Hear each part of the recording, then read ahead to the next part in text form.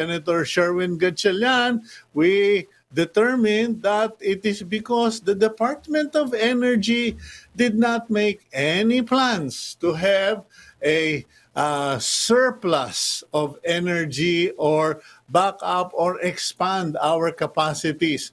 Kumbaga gusto nila, bili tayo ng take or pay generators from someone's Jurassic generators. Let's continue with the front page. Philippine tops 10 million vaccine doses. Okay. The report is naka-10 million na raw po na nabakunahan. Of the 10 million, 2 million have been fully vaccinated. The 8 million first jab pa rin. Can we return to the lower half of the Philippine star, if you may? There we go. Moderna, more Sinovac doses arrive. Okay, and patients avoiding hospitals due to COVID fears. That is ever so true nowadays. Government vows action plan versus money laundering. Okay, let's go to the stories behind these headlines. The Interagency Task Force has given its recommendations on quarantine protocols for the month of July. In these recommendations, Metro Manila, Rizal, and Bulacan will remain under GCQ or General Community Quarantine with, quote, with some restrictions. While provinces and cities like the Davao region, Iloilo, and Naga are recommended to be under the stricter modified ECQ. President Duterte is expected to approve or modify the recommendations possibly by the end of the week. Meanwhile, the Philippines has breached the 10 million mark of the number of COVID-19 doses administered in the country. Yesterday, Health Secretary Francisco Duque III injected the ceremonial 10 million jab on a 74-year-old woman in Valenzuela City Astrodome. And finally, President Rodrigo Duterte ordered energy authorities to make sure there would be no more rotational power outages in the country. The directive of the president comes after the recent Luzon-wide power interruptions. Kasi naman po, sana asikasuhin yung trabaho, hindi yung politika dyan sa DOE. Today's quote comes from the Book of Lamentations in the Bible, chapter 3, verse 40. The Book of Lamentations, if I'm not mistaken, is something that comes after the book of Jeremiah. And the book of Jeremiah is probably one of the scariest, saddest, most depressing books in the Bible because it is the book where a prophet essentially says, you people have all sorts of idols. God has tried to talk to you so many times, have given you warning, but you rely on men, on kings, on powers, and you ignore me. So I am just going to wipe out your country, your city, whatever. And Lamentations is, it feels like it's after the fact na ubus na. Ubos na, and now they're kind of like, wow, what happened to us? Everything is gone, everything is ruined. And the author of Lamentations, chapter 3, verse 40, tells us, let us examine our ways and find out, and let us return to the Lord. Medyo after what has happened to us last week, yung mga COVID cases, losing a president, and then the Delta variant, etc. Parang dapat siguro mag-isip na tayo, mag-aral na tayo, at magdasal na tayo. Anyway, just a food for thought for many of you out there because everyone has been talking about presidential candidates, political parties, vaccines, reviving the economy. But so far, I have only heard one bishop of the sa Catholic Church pa na, and not all the other churches, na let us return to God, let us bring people back to God. Anyway, I do hope you would all think about that. Let's move on to the topic for today. Ito po, isa pang sakit sa ulo, yung we're having persistent problems regarding hackers left and right. But to be fair, it's not only in the Philippines. In the United States, if I remember correctly, one major corporation paid several $1 million or $100 million to a group of hackers who threatened to destroy their data if they didn't pay up. So anyway, let's find out what can be done. Senator Sherwin Gatchalian has alerted concerned government agencies about new mobile and online shopping scams. Sino ba sa inyo na biktima na dyan? Okay? Meanwhile, the National Privacy Commission is pushing for the amendments of Data Privacy Act, which would give NPC additional power. Let's go directly to Commissioner Raymund Liboro of the National Privacy Commission, and let's find out. Sir, Commissioner, good morning to you. Good morning, Cito. Thank you for having me. Yeah, thank you for joining us, and I'm sorry to add to your busy schedule, but you No, know, not at all. I have so many people who keep asking me, Kuyang, nahack yung account ko, Kuyang, may ganito, may ganon, and I said, hello, do I look like a techie to you? I don't even know. And for my part, I just don't accept any friend request. I don't acknowledge anything online kasi I'm so paranoid already from all the hackings. What is the National Privacy Commission's role and power in this issue? Well, first, no, kapag ho ito ay... una, sasabihin ko lang, Cito, no, you're correct. No? This is actually another pandemic that we're facing of a different kind. Mhm. And as you also mentioned, this is not only unique in the Philippines, but many of these modus actually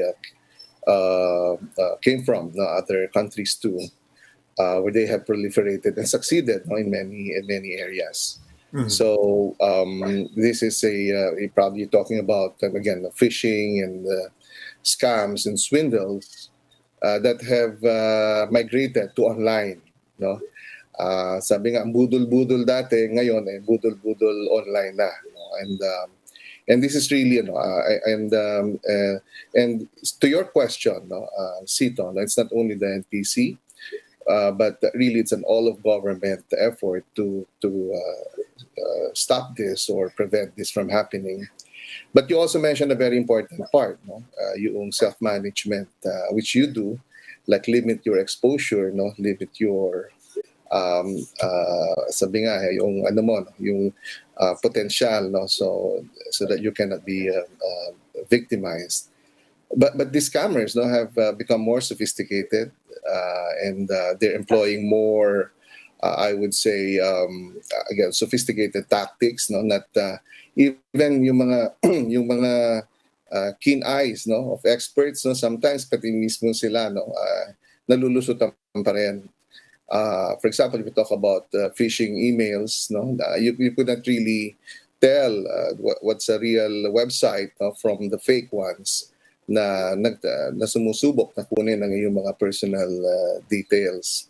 So for the National Privacy Commission, of course, no, we deal with organizations that and remind them, no, that yung legitimacy of their processing must be maintained. But we're talking now of criminals, right? And we have to cast a wider net, and this involves cybercrime. Nandiyan ang DOJ, nandiyan ang PNP, nandiyan ang CICC ng our Cybercrime Investigating Coordinating Center ng DICT. So we have the Cybercrime Prevention Act, we have the Data Privacy Act of 2012, and we have the DICT, and we have the laws in place to be able to come up with a robust response to this. So what we're doing right now is really coordinate also with other agencies. The DTI, has also come out strong in coming up with initiatives on this. And the NPC, right now we are dealing with nefarious companies that that issue out loans, pero kapag ikaw ay nag-default, pinapublic shame ka, nagpapatuloy pa rin yan. We also confer with the relevant sectors like the Bankers Association of the Philippines when it comes to banking and phishing scams, those that steal data or who commit identity theft. So yan din ay pilit namin ina-address. But yun nga, malaki ditong bahagi, Cito, is a lot of self-management. We try to educate people about data hygiene. Sabi mo, ikaw din, meron kang ginagawang mga ways para hindi ka mabiktima. Pero yun nga, educating them and really trying to inform them how to spot and how to prevent from being victimized. But this is really a huge problem, Cito, as you mentioned. Yeah, but let's go down to the basics, Commissioner Liboro. Isa sa mga one of the things that really annoy me and irritate me are unsolicited offers for real estate, for cars, for loans, etc. And we all know that this is based on a trading of information. There are people out there who gather these numbers from some stores or different areas. They gather it in a list and sell it in bulk. And then the realtors naman, they trade it among or group of companies. I know one group of company, may real estate sila, meron silang automotive, and parang iniikot-ikot lang nila. They're just sharing the data. Now, the National Privacy Commission, I would assume, has the power to just tell everyone, stop doing this, or we will take action. Or do you not have the power to do it? Yes, we do have that, Cito, and we have actually investigated some companies and issued orders for them to stop. But ito nga and we ang tawag dyan is unauthorized processing under the law. You're only authorized to process based on certain criteria. Foremost is the consent of the individual. Now kaya rin napakahalaga, Cito, when you do consent to processing, is that malinaw sinasabi nila kung saan sinishare ang personal data. So for you to give your consent, you must be informed kung kanino ito binibigay at pumapayag ka. At expressly sinasabi mo pumapayag ka dito. Because tama ka, some companies would share it to other companies, and the law prohibits a company from sharing it with a sister company unless it was expressly permitted by a citizen or by a data subject. So, but what about, Commissioner, pasensya ka na, kasi I'm just picking up on what all of these people who are complaining are saying. They don't expressly give their permission. Yep. However, there is this stupid fine print that you need an electron microscope in order to read and 10 lawyers to understand. Wala ba tayong batas na bawal yung mga electron microscopes prints para sasabihin, hindi, nandiyan sa fine print eh. Sito, pinagbabawal yan, kasi dapat ang condition natin for a consent is informed, specific, and freely given. So yung mga ginagawa ng iba na may mga fine prints dyan o kaya abogado lang ang nakakaintindi, yan po ay hindi pinahihintulutan. So maaari nyo po yan isangguni sa amin.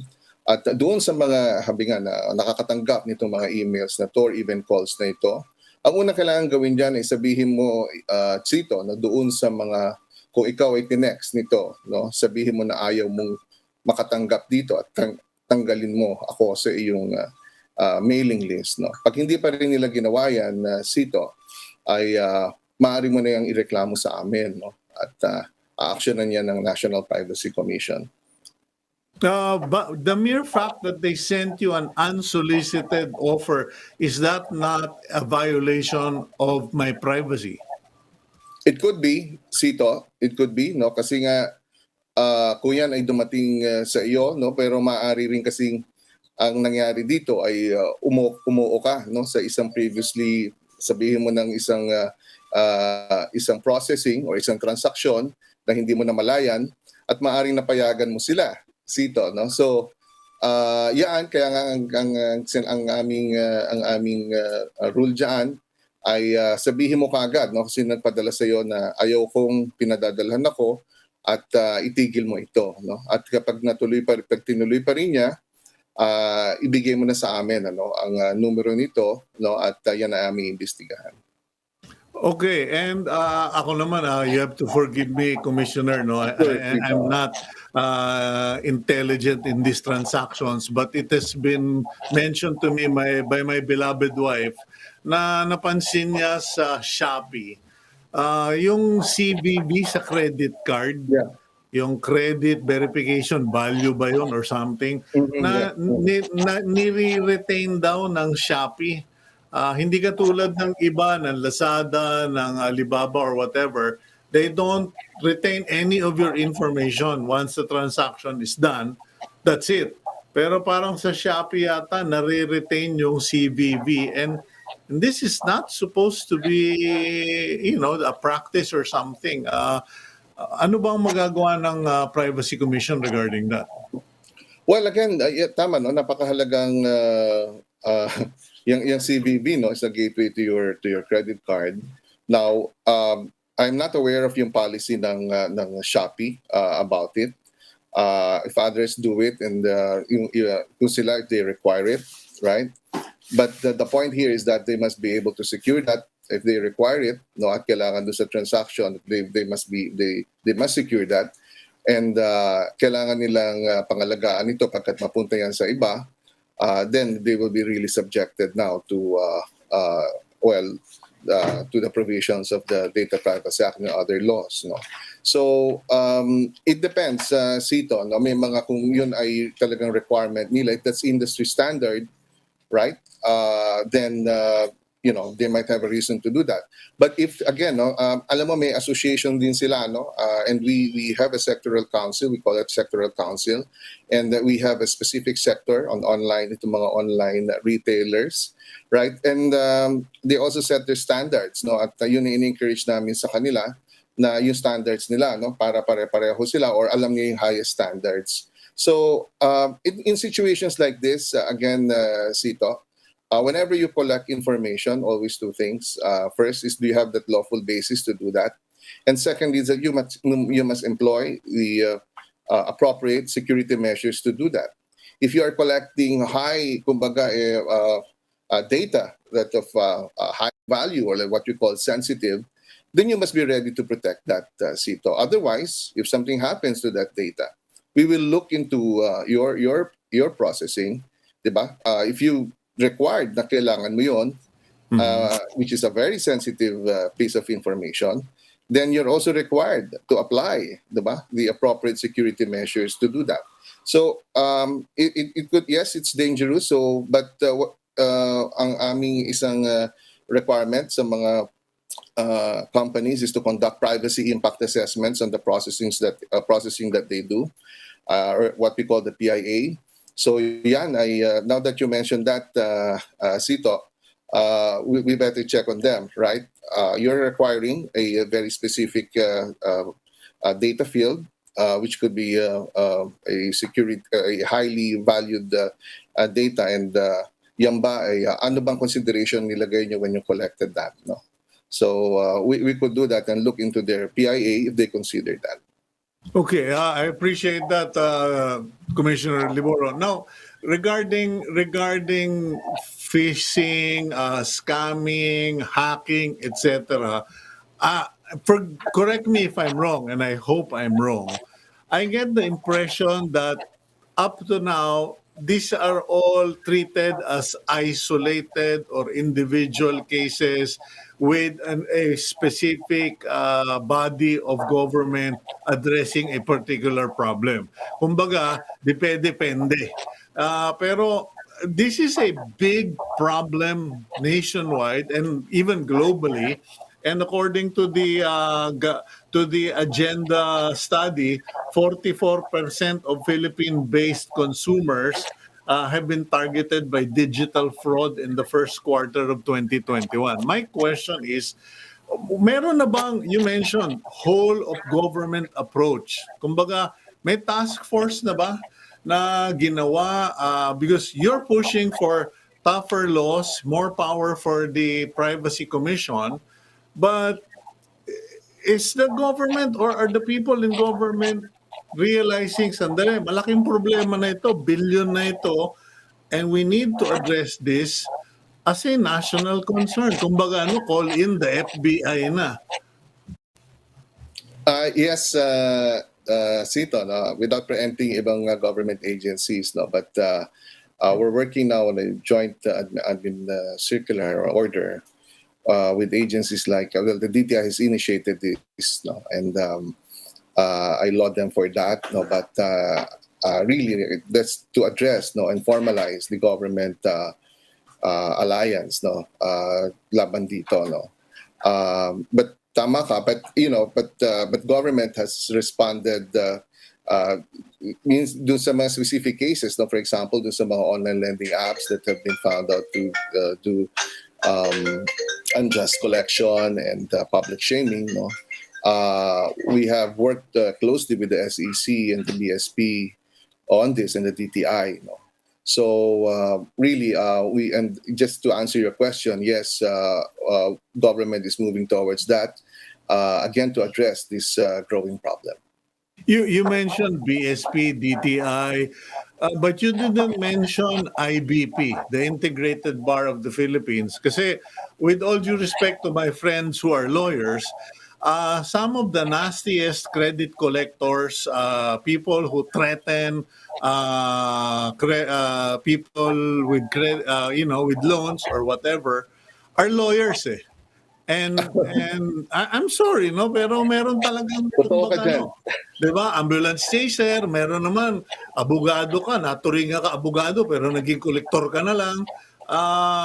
Has the IBP been invited to come in? Kasi parang naaabuso yung pagkaabogado.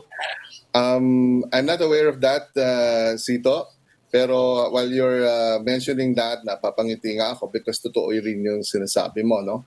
We have cases, for example, on these online lending applications that has run, no, for a considerable time now. Again, no, because of course we have to observe due process, no. But really, no, they come. So what that's part of the that's part of, I think, the process, of course, no. So it took us, for example, in determining one of these cases, no, we determined that one or two companies could be held liable, no, for violation of the DPA and recommended for the prosecution, no. It took us a year and a half to be able to do that. And it underwent, of course, a rigorous legal process. No? We conducted numerous hearings. Of course, they were presented by excellent lawyers too in their defense. So, ganun talaga yung proseso. No, I have no problem with lawyers doing their work and legal rights being practiced. Correct. But yung bang abogadong terorista, lawyers who are parang sheriff kung umasta, and that's why I was maybe I guess I'm just suggesting to you, Commissioner, that to invite the IBP kasi merong iba talaga na sinasayang at they're besmirching the profession by acting in an unethical and unlawyer fashion. Well, you're correct, Cito. But it's a really good idea that you brought up, no? But really extending this, no, to non-governmental organizations and civil society groups. So tama mo nabanggit mo, it's not only all whole of government, no, but really whole of society at this point. Many people, we have really shifted the digital overnight because of COVID. So the digital lives of Filipinos have expanded by leaps and bounds, no, since last year. And really enforcement and law and order, no, nandito na ngayon sa field ng online. And we need all government agencies to come together to combat this. And yeah, maganda yung suggestion mo nga, no, even the lawyers and the judiciary itself. We've had talks before already with the Supreme Court on this, and we've been signing agreements, no, with the DOJ, really just to expand, no, kasi nga ang isang ano diyan, Cito, na dapat familiar din yung judiciary natin, no, on how to handle these cases, how to appreciate evidence, kasi doon mapapabilis, no. This really we have to educate so many sectors in responding to this, no, but we're heading towards that. Yeah. Liwanagin ko lang mga kaibigan, when I mentioned call in the FBI, hindi po ako nagkamali. I am not saying that the FBI has authority in the Philippines. I'm just using an example because this problem in the Philippines is a national problem. In the United States, when a problem or criminal activity is interstate, it becomes a federal matter and they call the Federal Bureau of Investigation. Masaklap lang na mas kilala yung National Bureau of Investigation for NBI clearance than for going after ditong mga scammers. Let me just mention, Cito, now that you mentioned the FBI, no, but they've been providing excellent inputs also. No, we have a network we call the Global Privacy Enforcement Network. And in here, we also get regular briefings, no, from global police authorities in dealing in cybercrime. We have a joint cybersecurity group, no, na matagal na rin na nag-exist. So nandyan ang FBI. And just to mention to you, Cito, no, ito nga yung recent activation ng Cybercrime Investigation Coordinating Center under Secretary Cesar Mancao. Ito yung malaking mandato nila, no, to coordinate itong mga different agencies, no, like the DOJ, the PNP, including the NPC, no, kasi para magkaroon nga ng a united approach dito. Perhaps magandang maimbita mo rin si Yusek Cesar Mancao dito sa paano nila nakikita ito, no, yung approach dito. Yeah, kung pagbibigyan niya ako, imbitahin ko siya kasi may mga government officials na allergic sa atin, hindi kilala yung ating ginagawang public service. Okay, last question na lang, Commissioner. Do you have a hotline? Do you have a isumbong mo kay Commissioner number for the public to run to when they become victim, whether Facebook, cell phone, or email? Ito just to we have, for example, in social, this is a key privacy theme, no, that we are emphasizing, that is our priority. And even in social media, no, we have established already, labi nga pati Facebook, nagtalaga sila ng tao dito, yung totoong tao, Cito, hindi yung robot, no, na to address, no, itong mga complaints and even queries coming from the commission. No, tayo lang yung bansa na we really demanded na maglagay kayo ng tao dito, Cito, dahil ang mga Pilipino hindi papayag yan na walang nakakausap, hindi ba?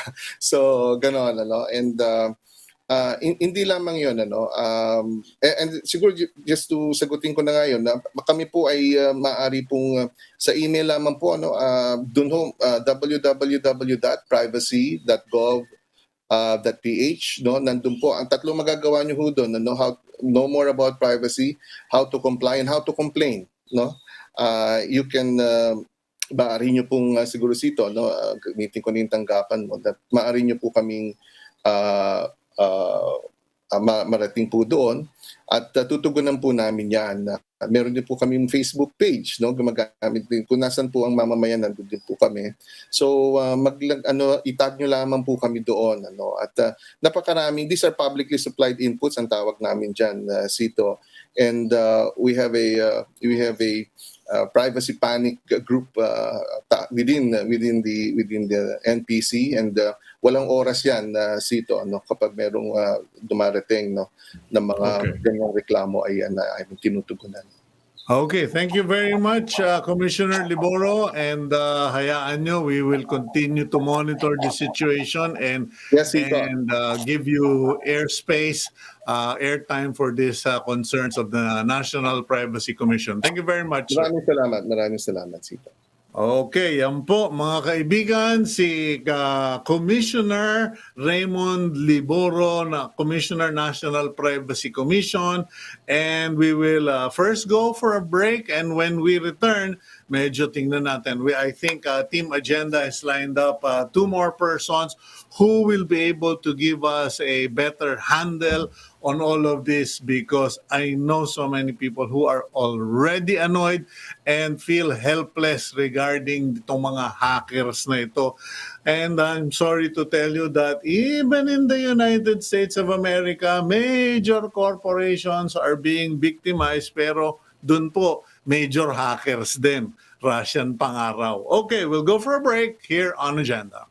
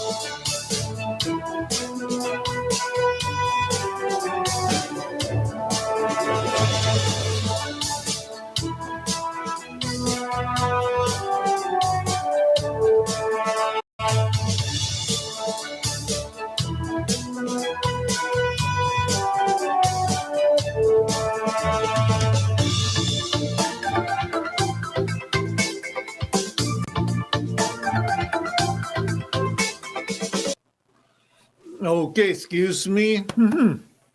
That's okay. Anyway, let's go on with the program.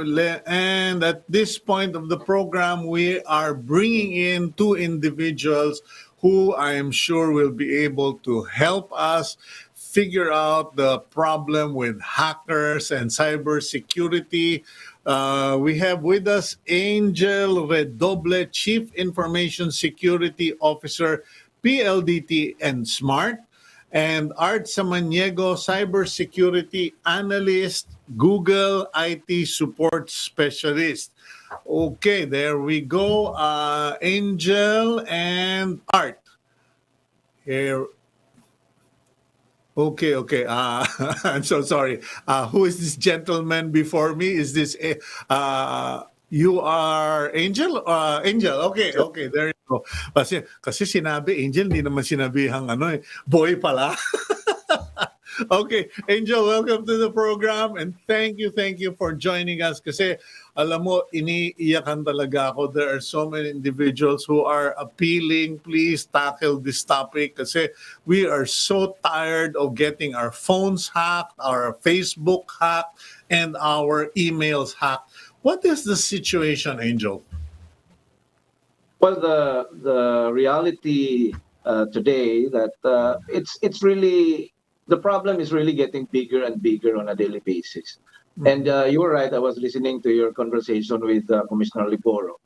This is a global problem. This is a global pandemic, and Cito, during the start of pandemic, we saw an increase in attacks against the users. So before that, attacks on corporates and enterprise institutions are already normal. But during pandemic, because people started to work from home, to do online learning from home, our kids are spending more time online with parents working online. So the attack surface was widened by the pandemic. And this made the those who are on the other side of the fence now realize that these millions of users right now are connected to the most vulnerable network that we call the home network. And what is a bigger problem is these users, they are not really tech savvy. No, they're not really well informed and well aware when it comes to cybersecurity or when it comes to securing their gadgets like their phones and their laptops and computers. And they don't understand how phishing emails are crafted, and they cannot spot right away that what they are receiving or what they are clicking or the link that they are clicking is a malicious link, a phishing link, or a scamming link. And this is also why we have seen the highest increase in terms of number of victims, and also number of in terms of figures in money in amount, right? So it's really a big challenge because imagine it's already challenging to educate employees in our organization, in your each of our organization, right? And how much more when you try to educate subscribers who are not even part of your network, whom you cannot implement policy on a technology perspective because they are not part of your network. And this is the reason why, because of the lack of technology understanding and lack of mindset, security mindset, and lack of awareness. So this combination led to the increase of having more and more users being Okay. victimized by the attackers, and it has something to do with money. Now, every information they get from us, it has something to do with money. This information is being traded in the dark web, and depending on the type of information and the type of person you are, whether you are a celebrity or not, there is a corresponding cost. There is a corresponding price of your information. So this is the reason why the attacks are becoming more and Yeah. more aggressive. Before I Yeah. go to Art, before we continue with that, that's very interesting. Let me just welcome Art Samaniego, cybersecurity analyst, Google IT. Art, welcome to the program. Good morning to you. You're on mute.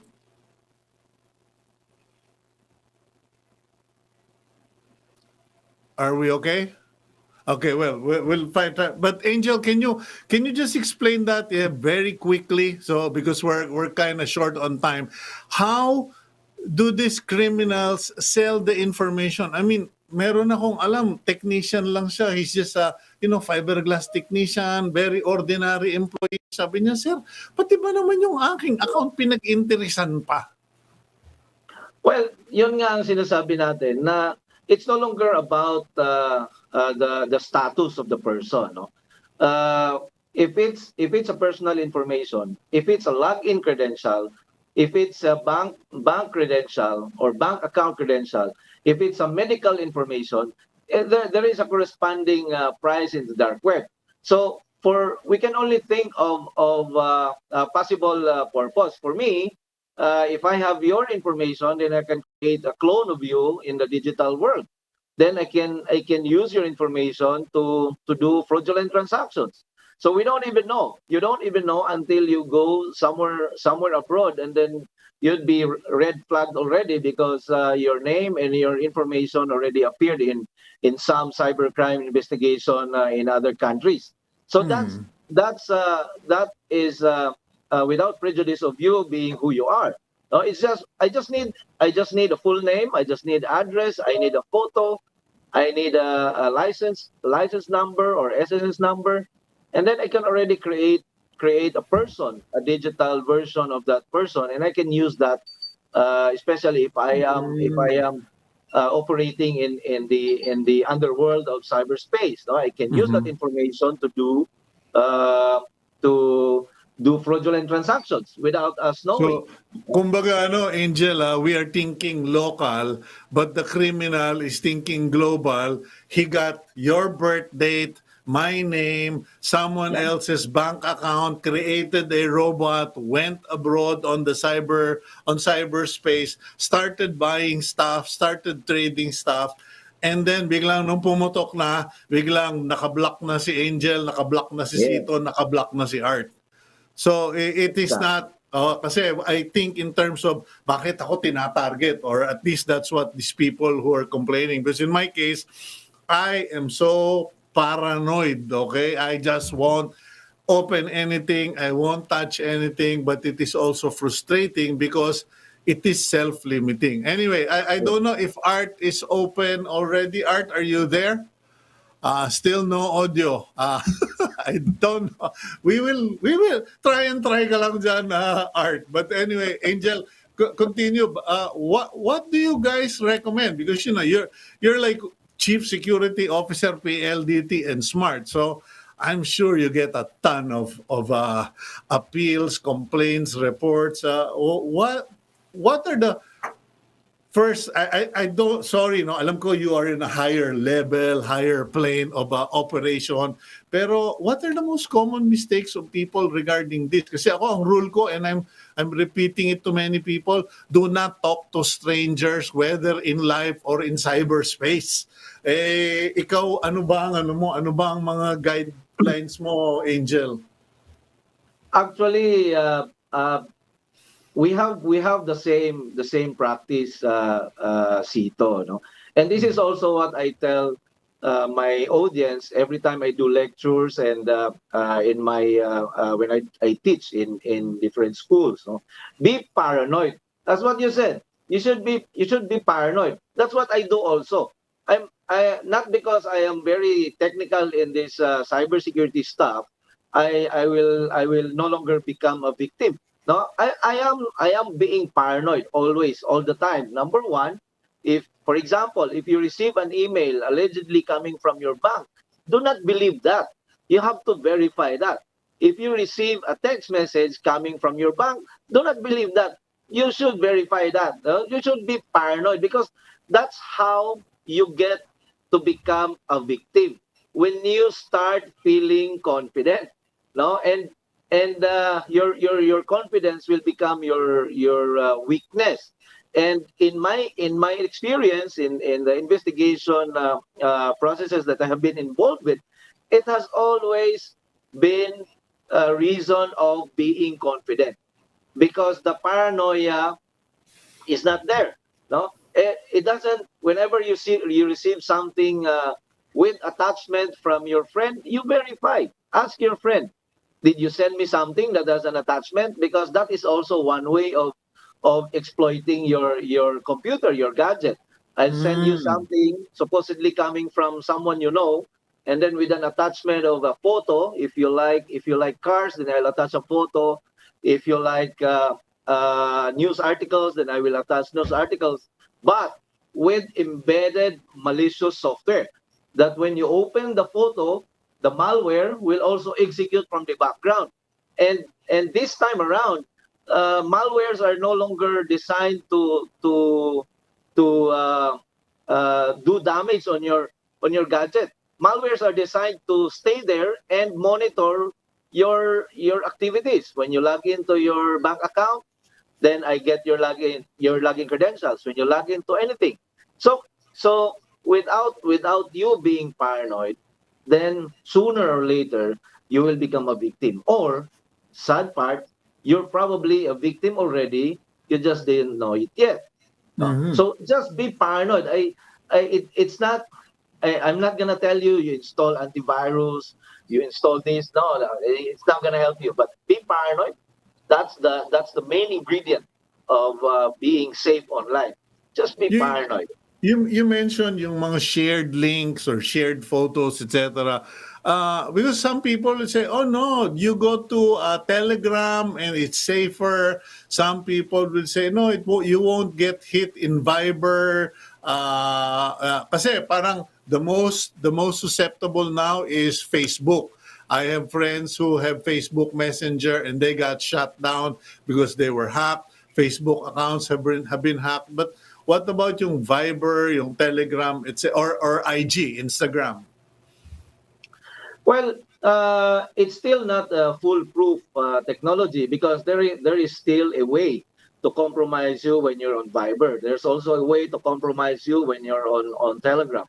The only security these platforms are providing you is the encryption, no, the communication. So if you are communicating with another person through these platforms, you are taking advantage of the encrypted channel or the Mhm. encrypted connectivity between you and the other party.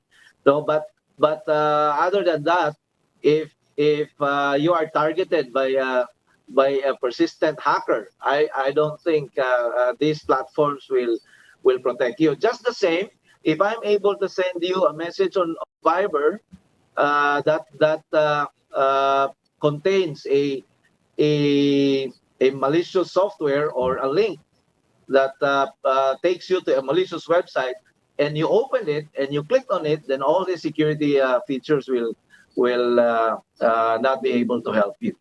Okay. Let's go for a quick break, Angel, and hopefully when we return, Art can join us because I also want to hear his inputs as a cybersecurity consultant. We'll be right back here on Agenda.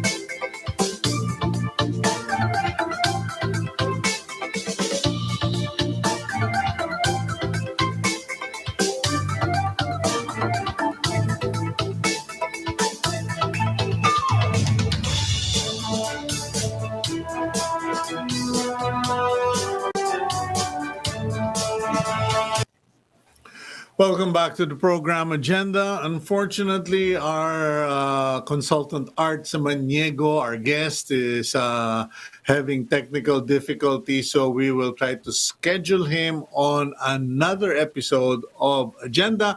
Meantime, let's go back to Mr. Angel Redoble, as Chief Information Security Officer, PLDT and Smart. Angel, going back to our discussion, what are the common mistakes that people commit that makes them victim? Ito ba, is it simply because may mga nagsasabi na hindi kasi cheap yung gamit niya eh. Hindi kasi wala siyang yung cybersecurity, antivirus, etc. I mean, I just kind of wonder, is the concept of antivirus still applicable nowadays in this age of hackers? Parang hindi na virus eh, parang invasion na eh. Well, before we can say that the victims made mistakes, no, but today we can already contribute the growing incidents to the growing sophistication also of the attackers.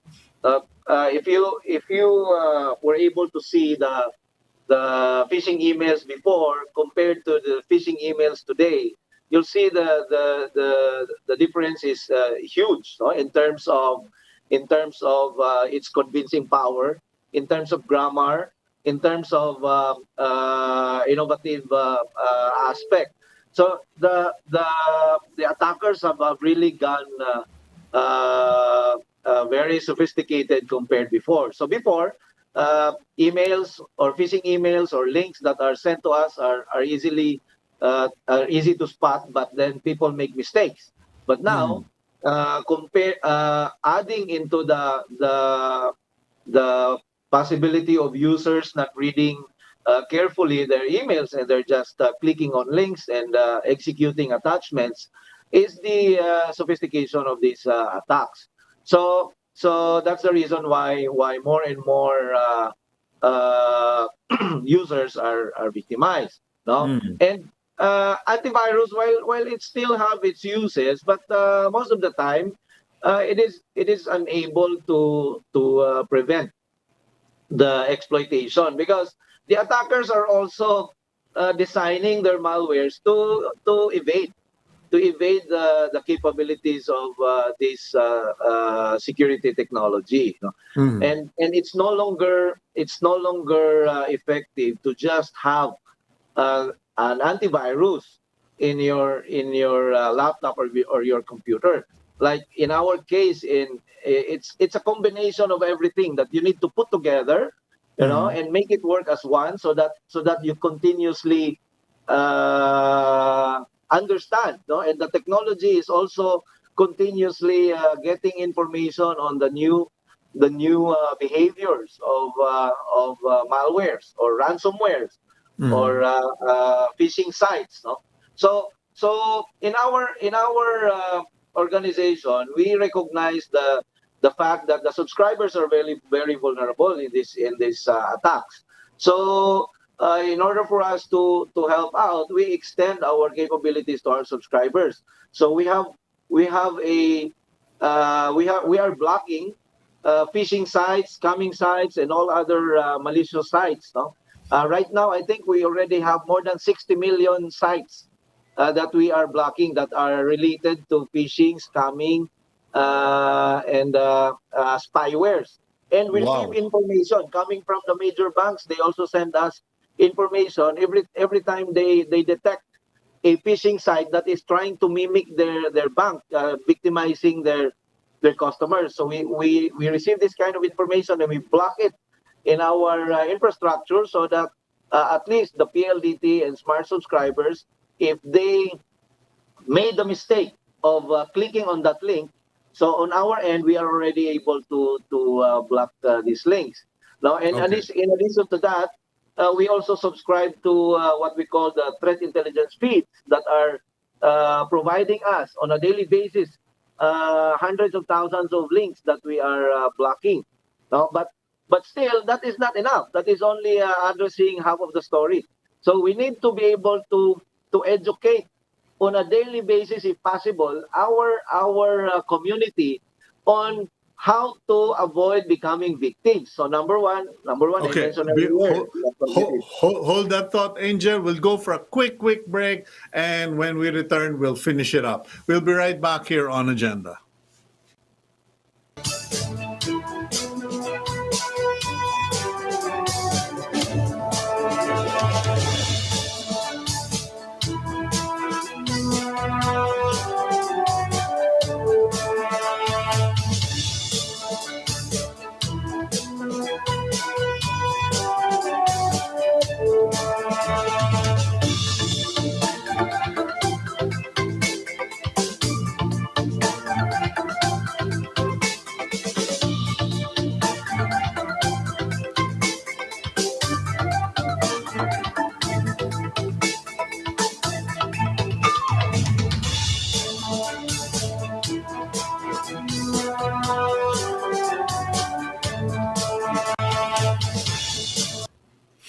Okay, let's go back to Angel Redoble who is giving us a nosebleed lecture. Pasensya ka na, Angel. Dinugo ilong ko, kanya ako napilitang mag-break eh. Parang, wow, daily threats, 60 million phishing sites. Parang, wow, ano ito? Hindi na lang kaya ako magtelepono at saka mag-email. So at the end of the day, I simply will have to stop talking to strangers. Correct? Yes, at the end of the day, that is correct. In a digital perspective, you need to stop talking to strangers. You need to stop clicking on links that you are not aware of or you are not familiar of, and you need to stop trusting every email, every text message, or every voice call that you receive from people who claim to be who they are. That is our best defense right now. You need to be very, very paranoid. That is the most practical way to do. Okay. Well, Angel, thank you very much, and I hope you will accommodate me next time. I request for another lecture, and next time I will bring a lot of tissue when I get the nosebleed. But it has been very educational. Thank you very much, and I do hope our viewers picked up something for today. And maybe next time we can have Art Samaniego join us again, and baka yung buong episode kayong dalawa na lang dahil kayang-kaya nyo. Thank you very much, Angel. Thank you for having me. Good morning.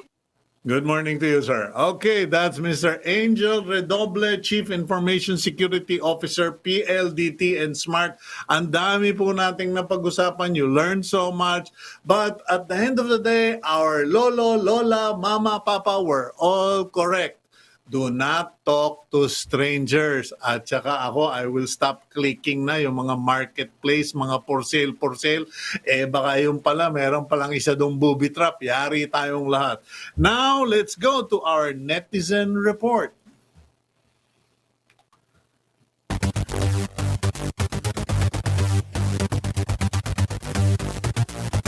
The sudden demise of President Benigno Simeon Noynoy Aquino III shocked the nation, and we ask you about the legacy of his leadership. Robert Agdepa said Nanre lauds Pinoy for boosting the country's economy. He says, si Pinoy lang nagpalakas ng ekonomiya ng bansa sa kasaysayan ng Pilipinas, kaya nakilala ang Pinas bilang Tiger of Asia. Jay Salas adds that during Pinoy's term, masaya ang mga magsasaka dahil mataas ang presyo ng palay, kopra at iba pa. Lems Louis-Dai lauds the Aquino administration for initiating the modernization program of the Armed Forces of the Philippines. Erwin Gabutan Vea Bangalan says na wala ang isang leader na disente, may finesse at may delikadesa. Erwin recalls the consistency of Pinoy's communication strategy that doesn't confuse the public. The Philippines has rolled out nearly 10 million doses of vaccines. We ask you if you are among those who have been inoculated. It seems that netizen Rodolph Villanueva is already fully vaccinated, but he had a complaint. He expresses, kahit po fully vaccinated, pag uuwi ng probinsya, kailangan pa rin mag-quarantine. Lalit's Entienza shares maraming gustong magpabakuna. Ang problema, sobrang tagal ng proseso dito sa Pilipinas. Lalit's claims that it has been 2 months since she has registered for the shots, but she's still waiting for her first dose.